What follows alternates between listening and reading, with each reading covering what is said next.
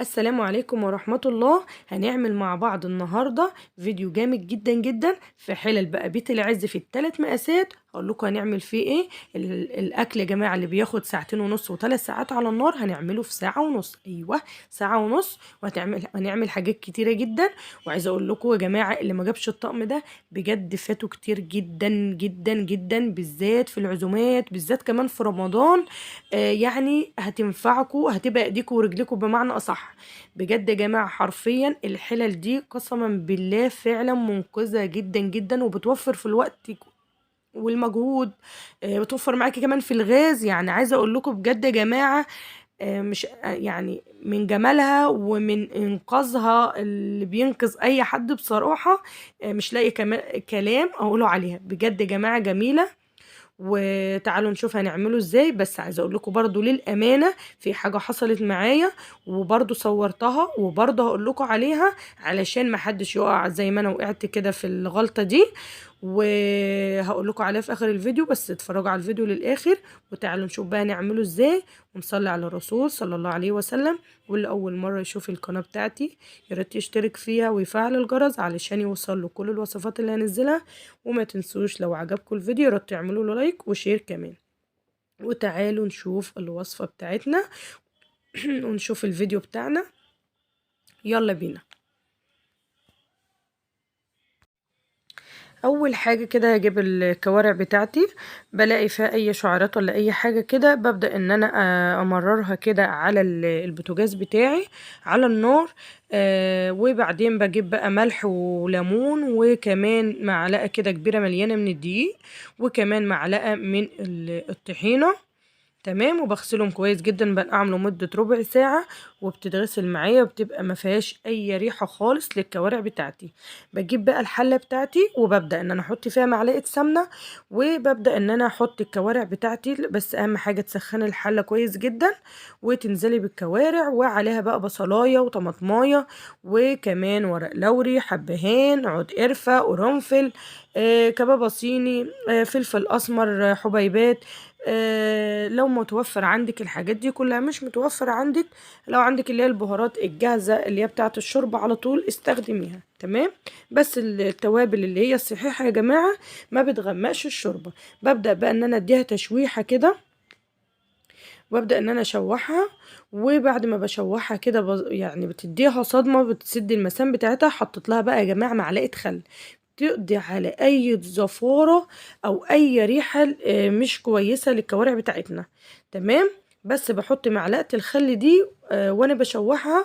يعني ما ينفعش اغسل بيها، لو غسلت بيها بتديكي ريحة كده مش حلوة خالص. حطيت بقى مية، وحطيت طبعا الملح. وهبدأ ان انا اقفل الغطا زي ما شفتوا كده، وبسيب الصمام اللي هو عامل زي قرن الفلفل ده زي ما قلت لكم بتسيبوه نايم كده وقت السوا. تمام. جبت بقى هنا الحلة طبعا الكبيرة هنا. وهي عايزه اقول لكم في الحله دي بقى هي اللي حصلت لي المشكله، مش هقول لكم عليها برضو. جبت برضو البطايه غسلها كويس جدا.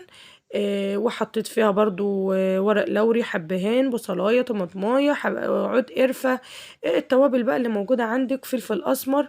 تمام. بدأت عايزه اقول لكم ما شاء الله الحله كبيره جدا، ال 12 لتر دي يا جماعه يعني تاخد بطايه جنب البطايه. لو البط يعني عندك بطايه كده 9 كيلو ولا حاجه، ما شاء الله الحله دي تاخدها. تمام. طبعا البطايه دي ما كانتش كبيره قوي، يعني كانت حوالي معديه 3 كيلو. يعني مش كبيره للي هي يعني. تمام. حطيتها بقى وقفلت برضو عليها، حطيتها على العين التانية. وحطيت الكوارع برضو على العين التانية. وهنا برضو جبت الحلة بقى الصغيرة القمر بتاعتنا دي، اللي هي ال5 لتر. عايزة اقول لكم ال7 لتر خدت فيها الكارع، لان ما شاء الله كانت تاخد فيها كمان. يعني الحلة ال7 لتر حطيت فيها، هو كان كارع واحد بس حطيته في الحلة ال7 لتر. تمام.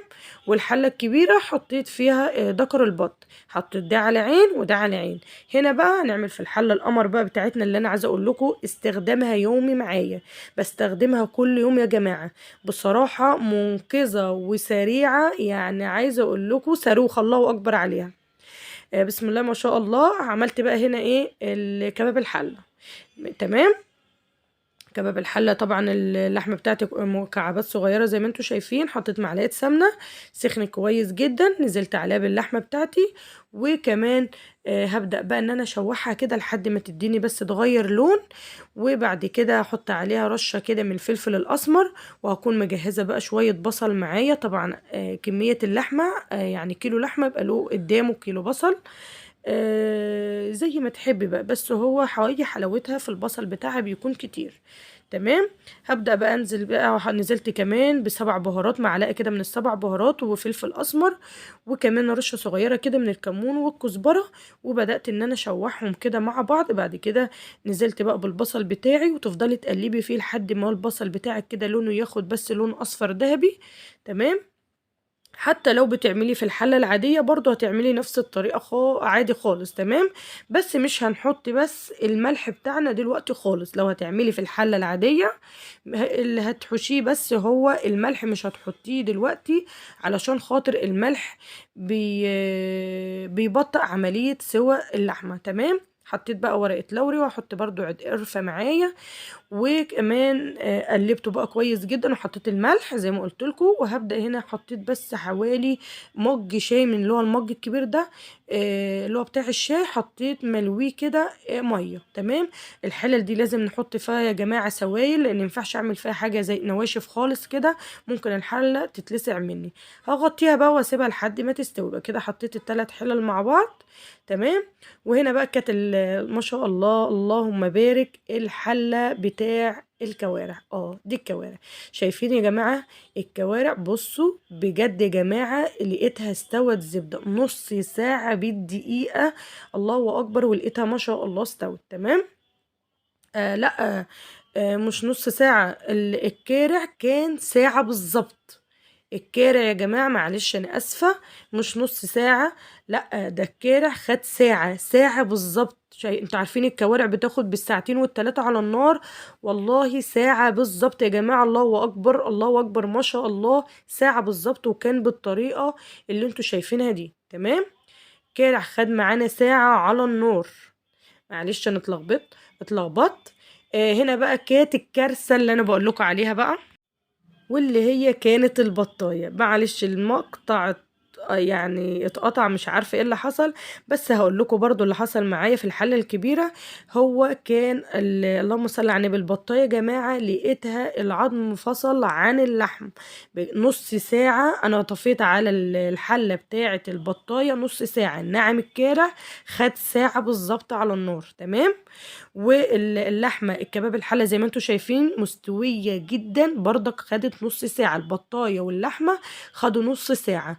البطايه يا جماعه كان المفروض يعني ربع ساعه، وكنت هلاقيها زبده برضو، بس كنت هلاقي بطايه. للاسف ما لقيتش بطايه. لقيتها يا جماعه فصل اللحمه عن العظم خالص. عايزه اقول لكم بقى، لو هتعملي بط لازم تخلي بالك، لو اي نوع بط غير البلدي يا جماعة، اللي انا اكتشفته هنا اي نوع غير البط البلدي هياخد ربع ساعة مش اكتر. حتى لو فتحتي عليها ولقيتيها لسه ناقصة سوا، اقفلي عليها عادي، بس تستني لما البخار بتاعها يتبخر خالص من الحلة، وبعدين تشغلي عليها النار عادي يا جماعة، مفيش اي مشكلة. بس هي ربع ساعة أي نوع، لأن أنا عملت البلدي، البط البلدي يا جماعة خد معايا نص ساعة بالظبط. الناعم البطاية دي بصراحة كانت ربع ساعة وكنت هلاقي بطاية. بس للأسف لقينا اللحم فصل عن العظم. بس أنا حبيت برضو أقول لكم المعلومة دي. عايزة أقول لكم يا جماعة طقم الحلل ده فعلا منقذ جدا جدا، بس لازم تاخدي بالك من الوقت اللي بتحطيه عليه، وتتبع المعلومات كويس جدا بتاع الكتالوج. عايزة أقول لكم بقى المحشي اللي كان 10 دقايق بالثواني. عارفين يعني ايه 10 دقايق يا جماعة والمحشي كان مستوي؟ عايزة اقول لكم زبدة. الحلل يا جماعة والله انا بعمل فيها كل حاجة. عملت فيها الفول المدمس، عملت فيها العدس. العدس بقى اللي خد 10 دقايق بالظبط، وكان يعني عايزة اقول لكم الله اكبر كان مستوي فظيع جدا كمان. يعني بقف اغسل بس طبقين مكان ما عملت الحاجة، وبلقيت بصوا بلاقي الحاجة ما شاء الله استوت. يعني الاكل ده كله خد ساعة ونص على النار يا جماعة. عارفين يعني ايه ساعة ونص؟ اللي بياخد 3 4 ساعات على النار خد ساعة ونص في طقم بيت الحل. يا رب يكون عجبكم الفيديو. وتكونوا استفدتوا كمان من الفيديو. هسيب لكم بقى اللينكات بتاع شركة بيت العز وارقام التليفونات اللي عاوز يجيب بقى وحابب يجيب الطقم. بس بنصحكم ان انتوا تجيبوه، اللي لسه ما جابوش بجد فاتوا كتير يا جماعة، الحقوا بسرعة عشان عليه خصومات كبيرة جدا جدا، وكمان الطقم عليه ضمان سنة كاملة.